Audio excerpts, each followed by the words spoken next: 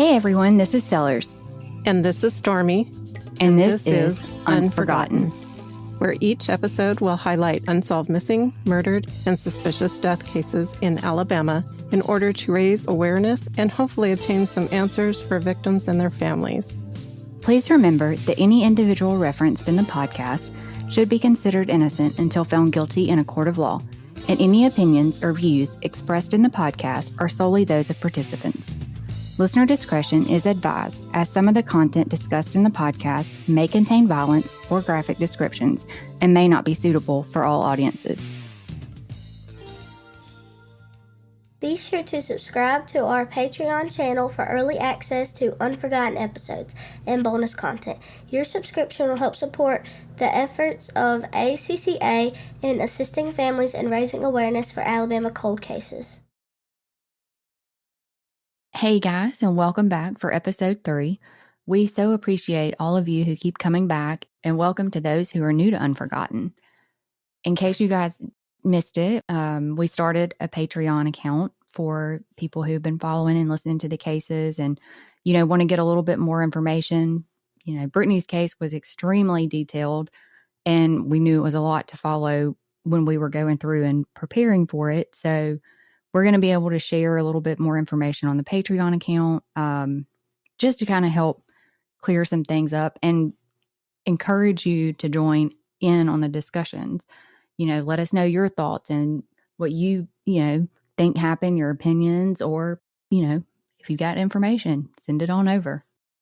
I also want to add to that we thank you a lot for your ongoing patience as we continue to learn all that we're doing. Yes. Obviously, we're still learning, so and we did get a little bit of input, and so thank you for those who have. But feel free to message us with any comments or suggestions, because we do want this not only to be informative and helpful for the families, but we want to make sure that you guys, our audience, keep coming back and want to spend time with us.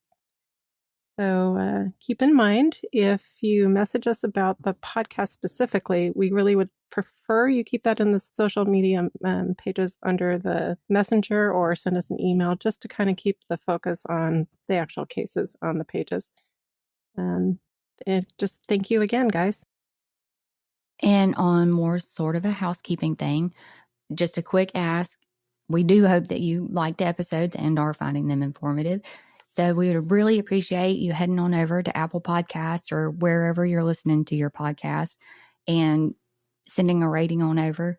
We'd appreciate a 5-star rating. This helps grow the podcast and bring others in so that they can hear about the cases. And we thank you a million in advance for doing that. But most of all, we encourage you to share that we're here so that we can continue to spread awareness about our Alabama cold cases. Before we begin our case today, which the first one is a missing child case, I thought I'd share a couple of staggering statistics from the National Center for Missing and Exploited Children, or NCMEC as many know it, based off their 2021 data that's in conjunction with the FBI. So according to the FBI National Crime Information Center, or NCIC, and Sellers, this is the statistic that we saw yesterday that you were commenting on, that, oh my gosh, it's so huge. I could not believe it. It just seems like way more than what you would expect. Yeah. So this number, there were 337,195 entries into the NCI system. That's nearly 340,000 missing children entries into their system. It's estimated that roughly 2,300 children go missing every day in the United States. And it's estimated that 30% of those children are trafficked. And just to throw in, sorry for interrupting you, but oh no, there was a press release from the Baldwin County Sheriff's Office yesterday where they made a routine traffic stop on the interstate, and there were 3 individuals in the vehicle. One was an 18-year-old, and the 18-year-old was being trafficked from California. She had been covered in bruises, cuts, her collarbone was broken, and just from a routine traffic stop, I saw that. they got her. That's great that they got her. And you hear about these stories all the time. So NCMEC themselves received 94,428 calls and assisted with 27,733 cases regarding missing children in 2021 across the United States. So that's just NCMEC that is taking care of those calls. And in Alabama themselves, now it doesn't seem quite as much in comparison, but if you think about the number, that's a lot of people just for one area. There were 211 cases, and again, this is in 2021, that came through them. Huh? Too many. Yeah. By the end of 2021, there were 32 of those cases left that were still active. But, we have to remember that the numbers are revolving. So this doesn't touch on the ongoing number of new cases coming in as the other cases are being solved. And as we all know, though we're in the age of DNA, where more cases are being solved and children are being located, there are some that stay on that list year after year after year. Yeah. And, currently in the ALEA database, it shows that there's 51 children listed in the ALEA database for missing children. Right. That's a lot. That is a lot. And, we've talked about that. That's not all encompassing because we know that there are people who haven't been entered into the ALEA database. Exactly. Yeah. So jumping into the case of Daniel Barter, or Danny as he was affectionately called, he is one of those children. He is Alabama's oldest missing child case listed in NCMEC. 4-year-old Danny was born on December 12, 1954. He was a petite Caucasian boy with brown eyes and wavy brown hair. He was approximately 3 feet tall and weighed a scant 50 pounds dripping wet. He came from a large family with 6 siblings, 3 older brothers, 1 older sister, and a younger brother and sister who were twins. His father, Paul, was raised in Mobile and later enlisted in the military. He met Danny's mother, Maxine, at a local restaurant where she was working as a waitress. The two were married and decided to settle in Mobile to raise their family. Everyone said that the Barter family, and Danny in particular, seemed to be very happy. On June 16, 1959, Danny and his 3 older brothers helped his mom and dad load up supplies to head to a camping trip with his uncle Jim Barter and his son at Perdido Bay. Jim owned the land that they were camping on, which is located around the area of Boykin Boulevard in Lillian, down by the bay, and only about an hour from Mobile. So the following morning, Danny and his mother went to a store for some things. And for those who've read articles on Danny in the past, originally they thought it was Danny and his father went to the store. So that was corrected later on. It actually was his mother. Oh, I don't think I knew that. It was like a lot of the articles you'll read will say it's his father. And I'm not exactly sure how they uncovered that it was the other way. So when they got back, the family started getting things ready to do some fishing. And they saw Danny grab a knee-high soda and kind of started playing nearby. Some accounts say that he was playing at the beach near the camp, and others say he was just standing right next to his mom, Maxine. Being a youngin' relaxing on a camping trip, he was still barefoot and in the gray boxers he slept in the night before. And I remember being a kid and camping, and you just wore whatever. I've actually never been camping. You have never been camping, Sellers? No. Oh my, you've missed out. I don't think I want to sleep on the ground. As a kid, you don't really think about it. As an adult, you think about it a little bit more. True. A few minutes passed, and Maxine looked around and didn't see Danny. The other children didn't know where he was either, so they began to search. They were a little panicked, as most would be, if their 4-year-old wasn't in sight and not answering them. So the entire family joined in the search.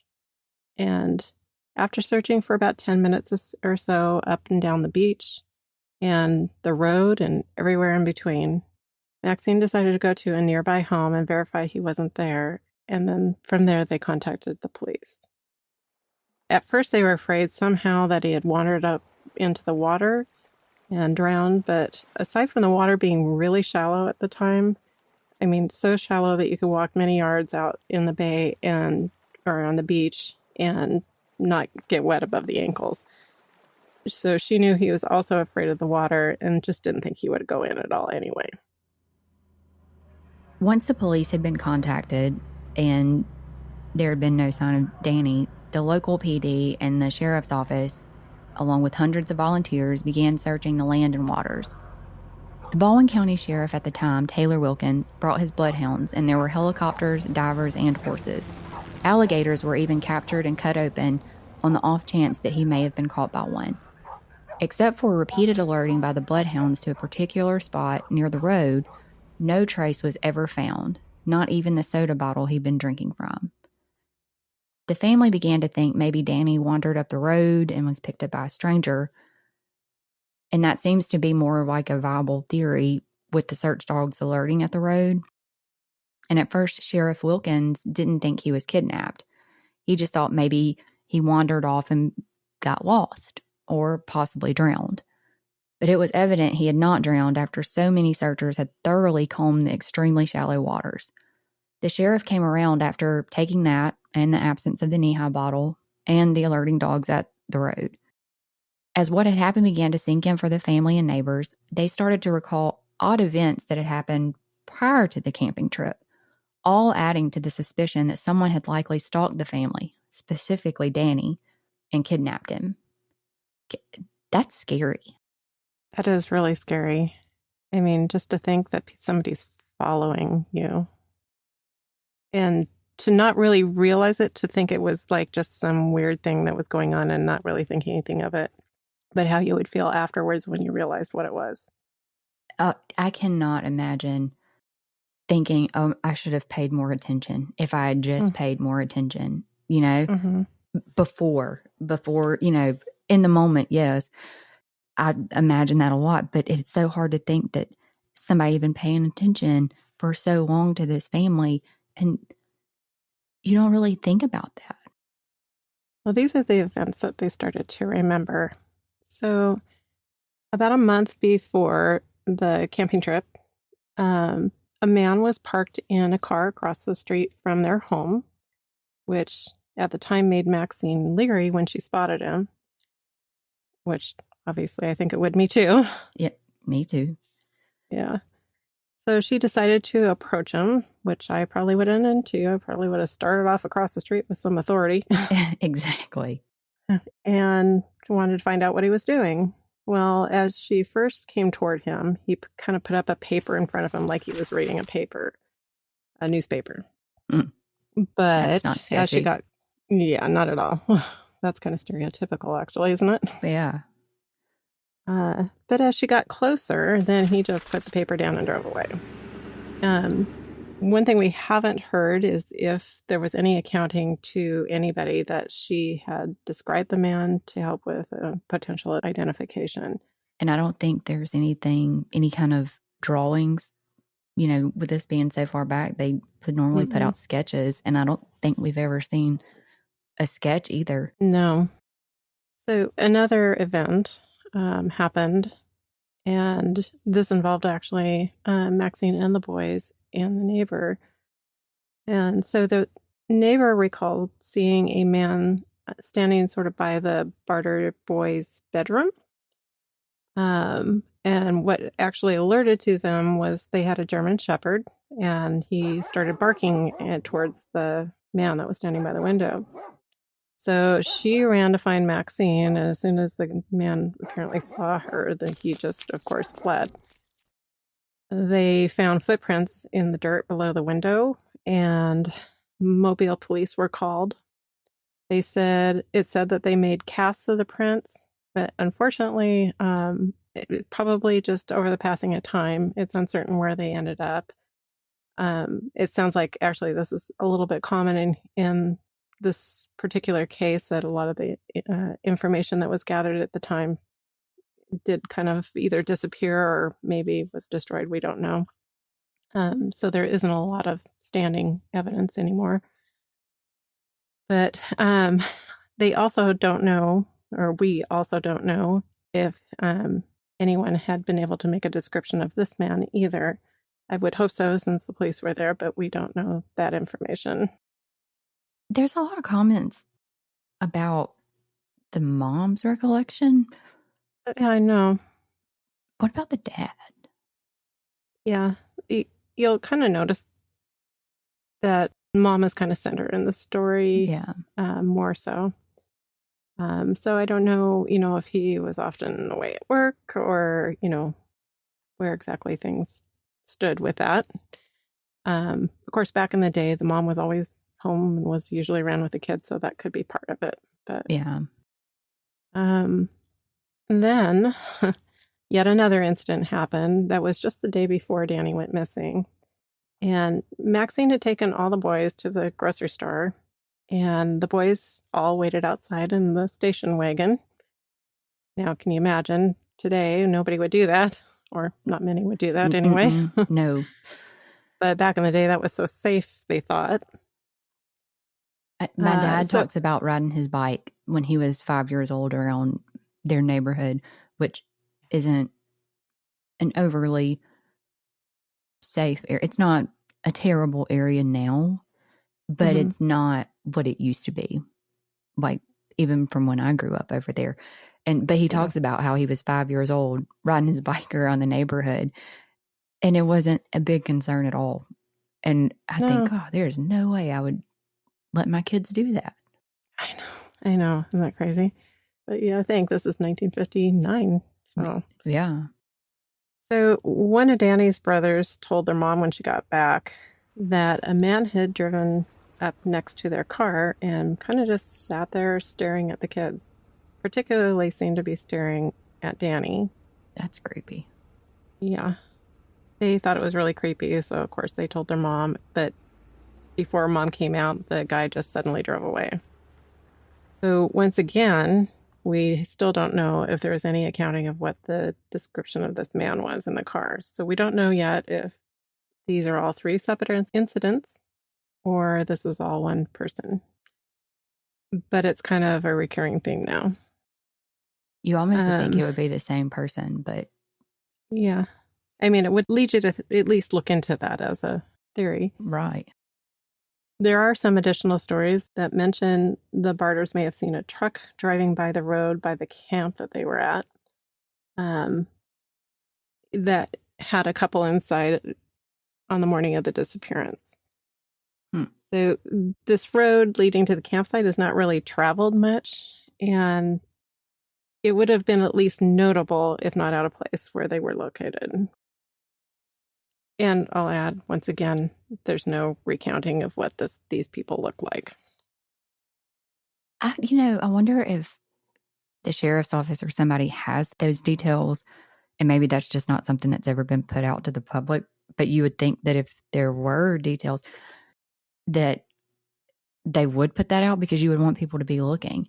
And I can't imagine that Maxine, seeing this man sitting across from their home in his vehicle, couldn't at least give them... I mean, obviously she wouldn't know how tall he was, but you have a general idea of his features, you would think. Yeah. But what about the neighbor? Yeah, and the neighbor. Yeah. So there's a lot of people, it sounds like almost maybe the whole family or several people in the family saw the couple in the truck.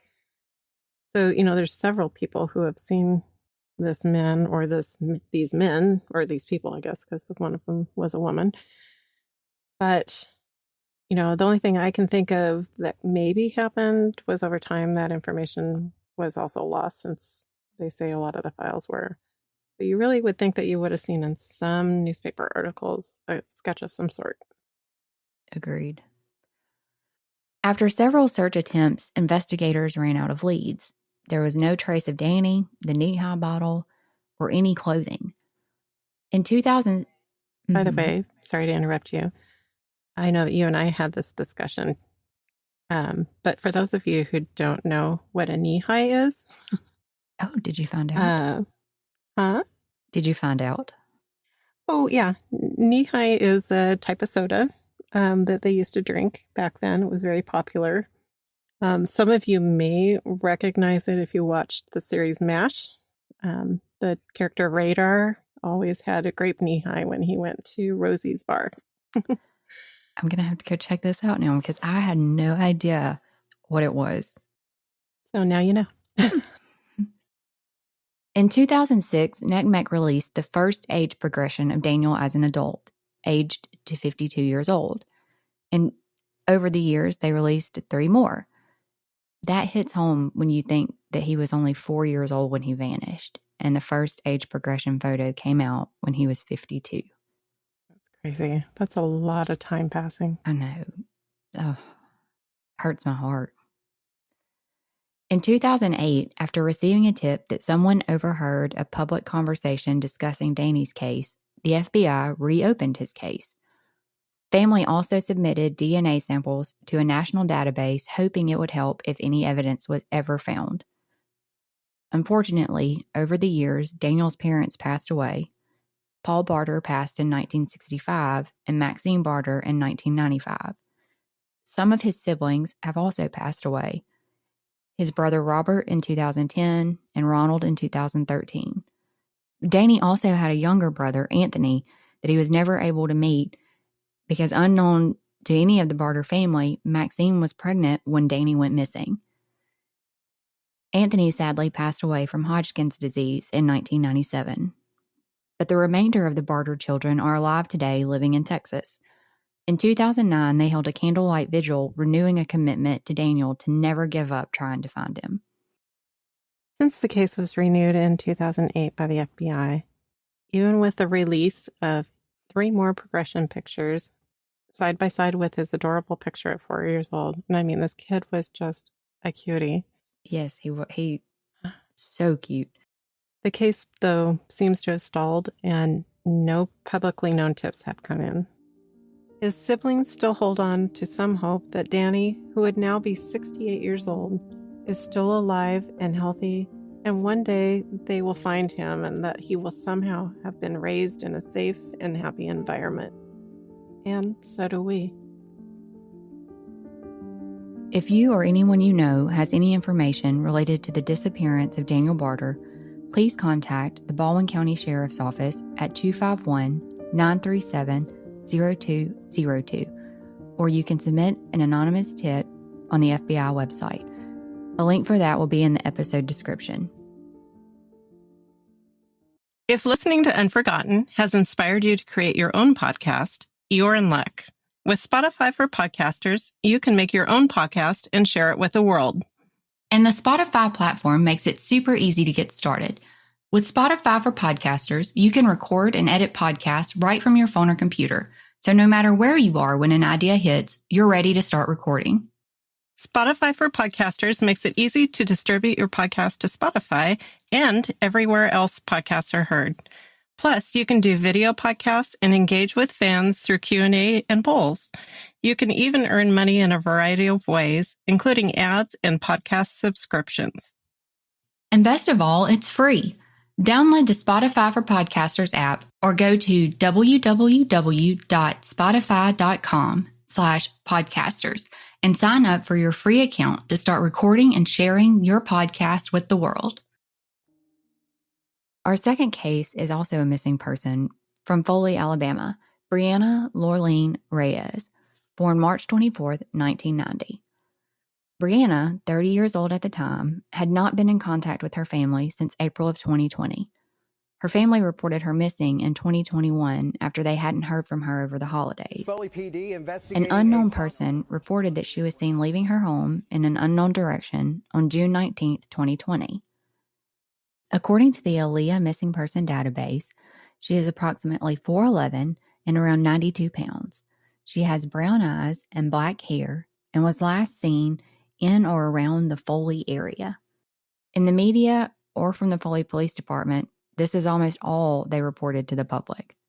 The only other bit of information they shared was that she was known to frequent the areas of Secour and Magnolia Springs. We emailed the Foley Police Department a few months ago asking for a status on Briana's case, and we were directed to the investigator that's currently handling her case, but then we never heard anything back. It's terrible when you have a case like this that really has nearly no information. Yeah. You can't even imagine that they wouldn't have shared, who she was with last or, anything.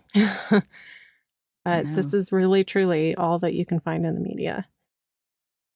So it seems, aside from the sources in the media, the other source of information is Briana's Facebook pages. So to help you get to know a little bit about Briana, we're going to share a few things that are posted on her page that may give us a little insight into her life before she went missing. Please remember that this information hasn't been confirmed, or at least most of it.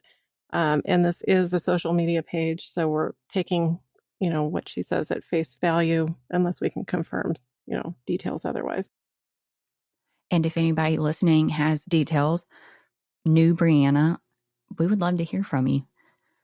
Absolutely. To help, learn about who Briana was and maybe what was going on in her life. According to Briana, she was originally from Fayetteville, North Carolina, and attended Gulf Shores High School, which she graduated from in 2008. She moved to Orange Beach for a time with someone who appears to be her sister prior to graduating high school. In December of 2009, she met a man named Randy Englert, moved to Bon Secour, and they had a baby boy together in December of 2010. Now, one of the things in this information, she does post a document later on that may indicate that she may not have actually graduated from high school, but got a GED. But we'll go more into detail about the document later on.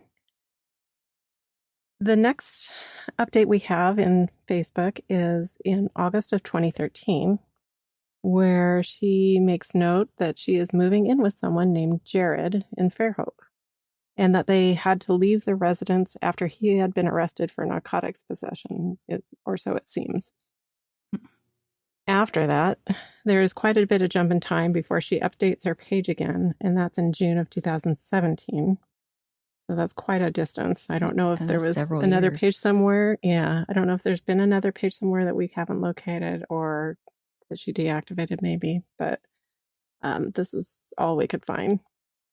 And at that time, she changes her profile pictures a few times from June until September of that year, when her new profile becomes one with a man named Joseph Little. And then she officially changes her relationship status to in a relationship on August 26th of 2018. Again, there's a bit of time that's unaccounted for, but on February 5th of 2019, Briana's Facebook showed that she and Joseph get engaged. By her pictures, at least so far, they seem happy, at least on the surface. The following day, February 6th, Briana posts that she's been clean 42 days. So this gives us a glimpse into a risk factor in her disappearance. The following day, on February 7th, she shares that she and Joseph got married on the 6th as well. We were able to verify that though her marriage certificate was posted on the 6th, that was really just the application for a marriage license, and that her marriage to Joseph was actually recorded with the Baldwin County Probate Office on March 8th, 2019. We discussed that Briana had graduated from Gulf Shores High School, but just as a side note here, the marriage certificate that she posted a photo of indicated that she had not graduated from high school, but had received a GED. Not that that matters either way, but it's just kind of an example of the limited but conflicting information that is out there. It's hard to know who Briana really was and determine kind of what was she going through. Another thing that the marriage certificate, shed a little bit of light on was the fact that her new husband, Joseph, had been married previously as well, and that there was kind of an age gap there of about 10 years. So there was not only a difference in the maturity levels between the two of them, but also potentially, a difference in the relationship experience they had. We don't know what Joseph's previous relationships had been like. So, according to Brianna's Facebook, which we'll get into shortly, her relationship with Joseph was a little volatile at times, and maybe they were a little back and forth. A few days pass after a wedding post with some private posts that we can't see. And there's a reference to some sort of irritation with a group that has scheduled a court date with Baldwin County for her. This gives us a little bit more insight, even if just a hint, that there was some legal issues going on. After this, there's a bit of drama with her and Joseph, but just not a lot of information. However, a post on March 8th leads us to believe that there could be more to Brianna and Joseph's relationship. She posts a picture of herself and claims he clocked her in the nose and wanted someone to come pick her up. That quote, "It's over." It's interesting because when we were talking about this, it didn't really occur to me, but that's the same date that the marriage license actually says that they were married. I think there's a couple of things in her page that are a little bit like that. And it kind of makes me wonder if she isn't a little bit dramatic. But yeah. Not that being hit is dramatic, but just that a lot of these little dates seem to be coinciding with some of these relationship things. Yeah. Their relationship doesn't seem to be over because many more posts with or about him occur almost as if nothing had happened. Though there are several posts that are private, so we can't really be sure what has been said or who made them private or maybe even deleted them. And as we know, people, who are in such a situation of abuse or anything of the sort, sometimes they appear like everything's okay. So. Yeah, and they don't really, I want to say they don't really want attention brought to that. They don't really broadcast what's going on. Mm-hmm. But in Brianna's case, it looks like there were instances where maybe she was trying to reach out for help. One thing that we saw when we were going through the Facebook pages that was really kind of strange was that she had left a review on the McDonald's in Bay Minette on August 21st, 2019. And it said, it doesn't recommend, but the comment was, "It's my husband. I need help." And McDonald's replied back and said, "Hi, Brianna, please reach out to us," and left a phone number. And, I thought maybe she was trying to check in as opposed to leaving a review, and it just didn't happen. Because that comment obviously is completely unrelated to leaving a review for McDonald's. By the way, kudos to McDonald's, though, for recognizing that and saying, "Give us a call." Because it looks like they responded pretty quickly on the same day, like really fast. So, it seems like maybe there were times where she was asking for help, and I guess, people, sometimes it takes a lot to get people to actually leave toxic relationships. Right. Yeah. The next indication that there are issues is when another guy is seen in her pictures in October and November of 2019, and her relationship status changes again to in a relationship, and then it's posted one more time on December 11th. The only other post on that page is a profile picture change, and then she starts a new page. That page begins with the event, "Got engaged 2020. Now, it's strange because we can't find any evidence of a divorce prior other than the pictures with a new guy. The new guy's not in any of her new pictures. There are only a few updates with some selfies that really, Brianna looks tired and she looks sad. Yeah, I agree. You can look at her older page and she had such a pretty smile. And she just looks happy when you go back to the beginning of her pages. And it's almost like you can see a change. You can see the progression, can't you? Yeah, just in the photos from this limited information, you can see kind of this shift. And that's sad. And then her pages seem to end with one last post on May 17th in 2020 that says, got married. And so we don't know of any divorce. We don't know who she got married to. Outside of Joseph. Outside of Joseph, right. So this is interesting for sure. Yeah. And so we don't have any further updates or information to share yet. We do have to wonder what may have happened to Joseph. Who did she supposedly marry in May, and where did she go after this? Family hasn't heard from her since the prior month in April of 2020, according to the articles we found. And we aren't finding any traces of activity after May.